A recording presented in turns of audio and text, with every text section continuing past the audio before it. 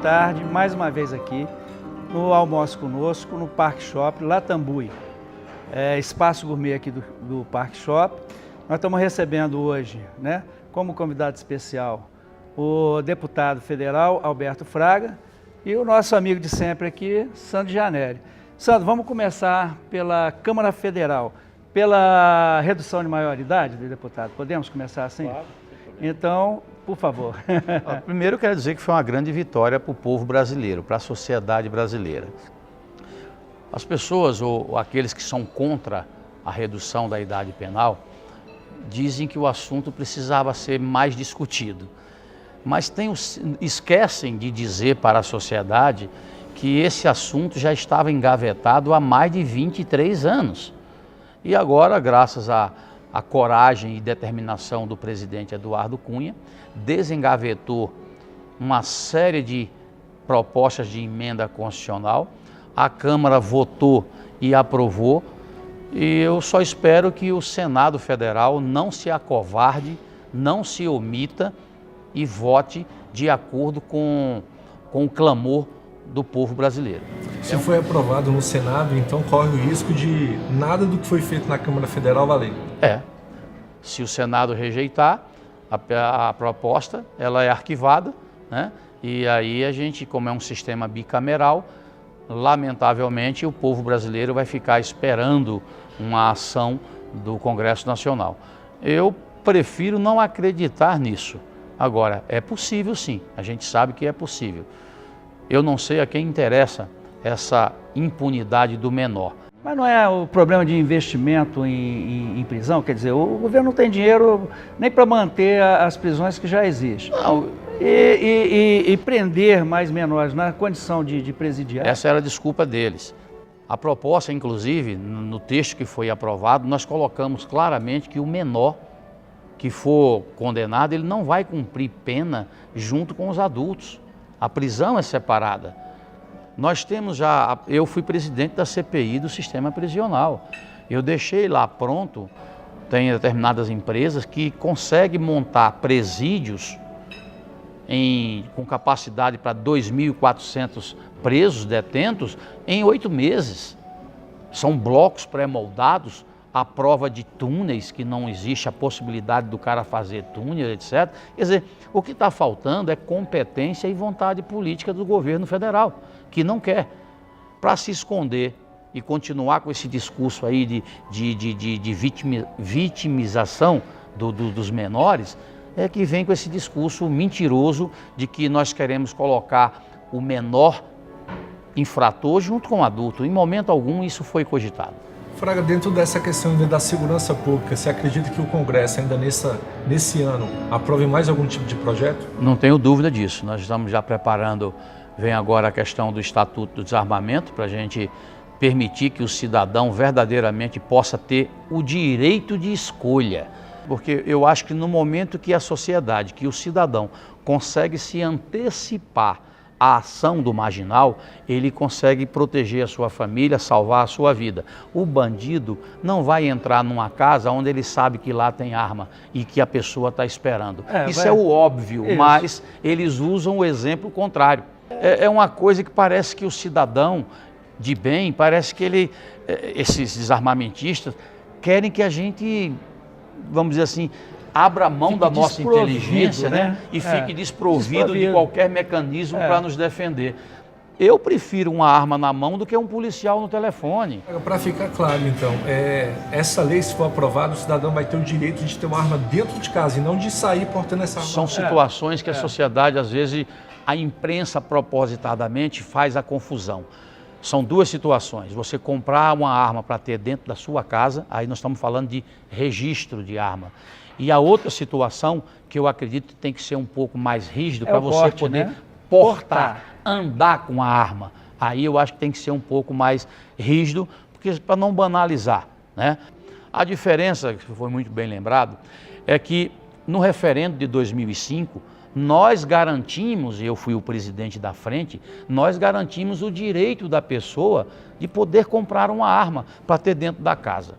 Ocorre que o ministro da Justiça, desarmamentista nato, mas que não abre mão dos seus seguranças armados que andam do seu lado, ele instruiu o delegado da Polícia Federal para todo cidadão que for lá pedir para comprar uma arma e cumprindo os requisitos que a lei determina, que é um exame de psicotécnico, que é uma habilidade técnica, um curso de tiro, não ter antecedentes criminais, aí vem o pulo do gato e uma necessidade comprovada.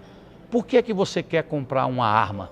Olha, porque eu moro numa fazenda, porque eu transporto os valores, é uma necessidade. Sim. Aí o delegado da Polícia Federal, orientado pelo ministro da Justiça, diz assim, não, isso não é necessidade, você pode muito bem contratar uma empresa de vigilante e tira o seu direito. Nós estamos retirando essa discricionariedade do delegado de polícia. Se você cumpriu os requisitos previstos na lei, você tem direito a comprar uma arma e não mais de forma discriminatória. Fora essas questões relacionadas à segurança pública, que é o carro-chefe, sempre foi o carro-chefe da sua vida pública, o que a sociedade, principalmente a sociedade brasileira, pode esperar do restante desse seu mandato? Tem dois assuntos que eu também quero discutir, que é o fim do auxílio reclusão para a família do assassino, que eu acho uma excrescência. Assim, né? Que é o receber o assassino. A família dele recebe R$ 1.029 e a família da vítima não recebe absolutamente nada. Quer dizer, isso é uma imoralidade, é uma inversão de valores. Eu quero o trabalho obrigatório para o preso, para que ele possa produzir dentro da cadeia, ele possa produzir, fazer alguma coisa e o recurso que ele recebe dentro da cadeia, ele possa mandar para a família dele. Quem tem que cuidar da família dele é ele, foi ele que errou.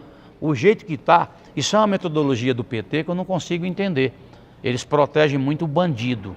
Aliás, essa proteção ao bandido é uma coisa de doido aqui no país, né? É a política do quanto pior, melhor.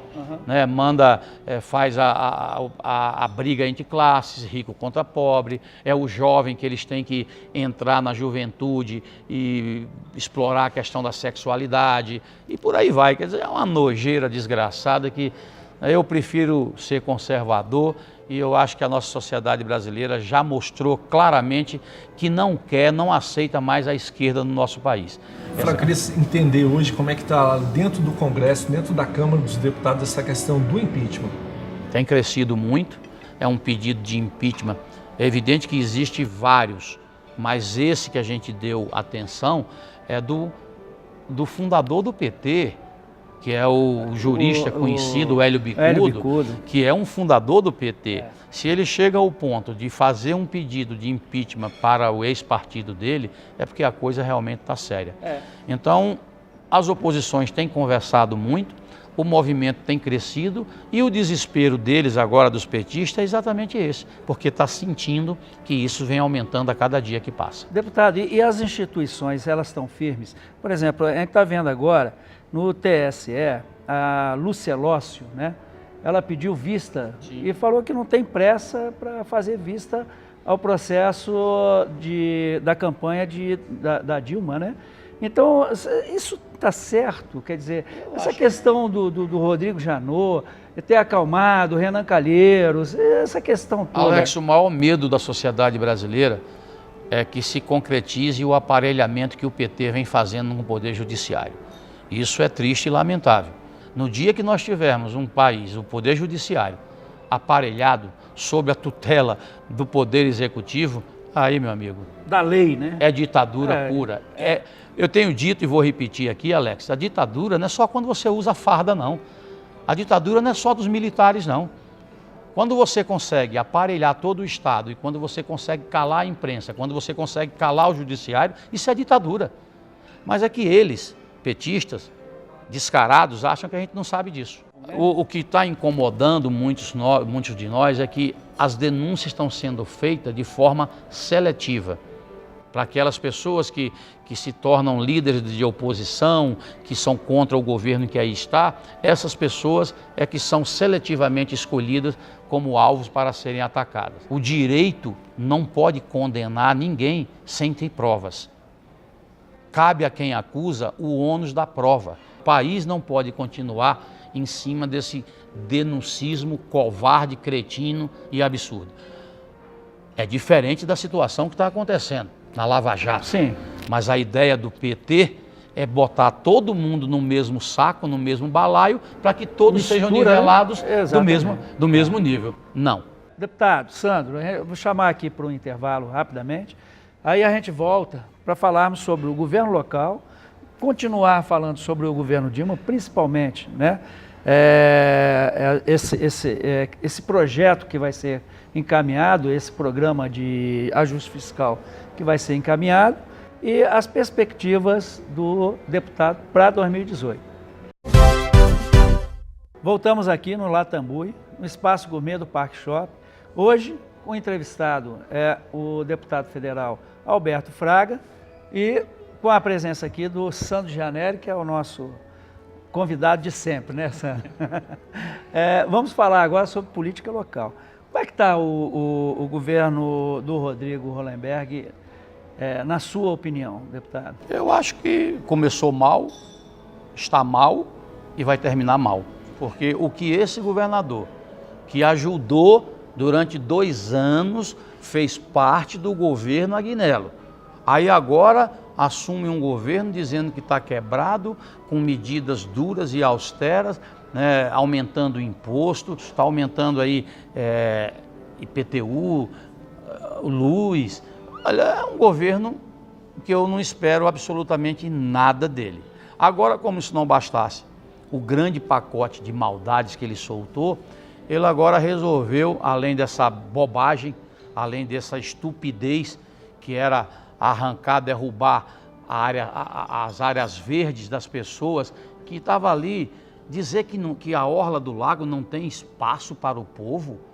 Existe pelo menos 11 prainhas, vamos dizer assim, no Distrito Federal, que ele, governador, não coloca nenhuma lixeira, não tem um banheiro químico nesses locais que já existem de acesso fácil ao público. Eu não acredito que isso seja a prioridade no Distrito Federal. Essa questão da derrubada seria momento, nesse primeiro ano Evidente do governo, que não. se preocupar com isso quando tem saúde, Mas segurança, por que ele educação? fez? Porque ele já tinha sido malvado lá no Sol Nascente, foi malvado lá na Chácara 200 do Vicente Pires. Eu quero que fique muito claro, Alex e Sandro, eu não estou defendendo aqui invasão de área pública, não. Agora, se o governo permitiu que você construísse uma casa, se você tem um alvará de construção, se você tem um habite, como é que ele vem agora derrubar? Isso que ele fez foi um desastre, talvez para justificar as derrubadas que ele fez no Sol Nascente e Pôr do Sol. E aí, para você que está batendo palma, está dizendo, ah não, ele está fazendo isso com os ricos. Se ele está fazendo com os ricos, imagina com você, mais carente, mais pobre, o que é que ele não vai fazer. Você já fez parte do executivo, você conhece como a máquina ela funciona. Essas medidas que o governador fez agora, a grande maioria, ela penaliza hoje a sociedade do Distrito Federal. As medidas que o governo fez ali para cortar, como exemplo, para cortar na própria carne, você acha que foram suficientes ou daria para ele ter enxugado um pouco mais a máquina pública? Aí eu tenho que também dar a mão à palmatória. A redução das secretarias é uma medida moralizadora. Aí sim, a gente tem que concordar. Até mesmo a redução dos cargos comissionados, isso nós temos que concordar que são medidas moralizadoras. Agora, isso para enxugar a máquina. Não adianta reduzir de 24 para 16 e continuar os mesmos cargos e continuar as mesmas estruturas. Só que não ter redução financeira. E não ter redução na folha, que é o que mais importa. Né? Agora, eu lhe pergunto o seguinte, para governar Brasília, essencialmente, não teria que ter uma composição muito forte com a Câmara Legislativa aqui do Distrito Federal e a Câmara Federal com os deputados de Brasília e os próprios senadores. Então, se você perceber, ele está isolado na Câmara Legislativa, ele está isolado na bancada federal, porque né, dos seis deputados, só tem um que compõe a base, e os 3 senadores, né, 2 já saíram, já abandonaram o barco, que é o Cristóvão e o Regufe, e o Hélio José, ele é muito desprezado, né, dentro do governo do Rodrigo Hollenberg, ele é desprezado, quer dizer, não fica muito isolado para um governador tentar governar Brasília? O próprio senador Regufe e o próprio Cristóvão O Regufe fez algumas propostas, ele não atendeu em nada. E vai atender quando? Faltando um ano para a campanha? Aí quem vai gritar vai ser eu. Aí eu vou gritar, vou dizer, olha, e quem aceitar também, aí já é molecagem. Aí está se vendendo por causa de um ano de gestão, aí também não pode ser assim as coisas. Então, ele realmente sabia do rombo, porque ele ajudou a eleger o governador passado, ele estava dentro, até 2 anos ele ficou ali, né, e outra coisa muito mal explicada, se o governo do PT passado era tão ruim, tão nocivo, por que é que ele mantém tanta gente do PT ainda dentro da estrutura, da máquina dele? Falta de quadro, né? Ele não tem pessoas para ocupar o quadro. Então faça um governo de coalizão, procure, mas ele não quer, ele acha que os deputados, né, são descartáveis. Então, na hora que a coisa começar a apertar, aí eu quero ver. Eu só espero que os deputados, esse é um problema, né? Os deputados tinham que pensar um pouco mais na cidade. Nós não podemos ter um crescimento desordenado, nós não podemos ter uma cidade crescendo muito de forma acelerada sem um gestor público competente. Então, eu acredito que a cidade carece de uma liderança, carece de um estrategista e, infelizmente, nos últimos anos, nas últimas eleições, nós não tivemos isso, não alcançamos êxito, não por vontade popular, mas por algum fator alheio à opinião do povo, né? Fraga, nós acabamos de comentar sobre o aumento de impostos aqui no Distrito Federal e no governo federal, lá na Câmara dos Deputados. Como é que vocês receberam esses aumentos lá da nossa presidente Dilma Rousseff? Essas medidas propostas, na verdade, é mais uma atitude, vamos dizer assim, rígida contra o trabalhador, querendo jogar a conta dessa bagunça que eles fizeram para o trabalhador, para o empresariado, quando na verdade a própria Dilma não corta na própria carne.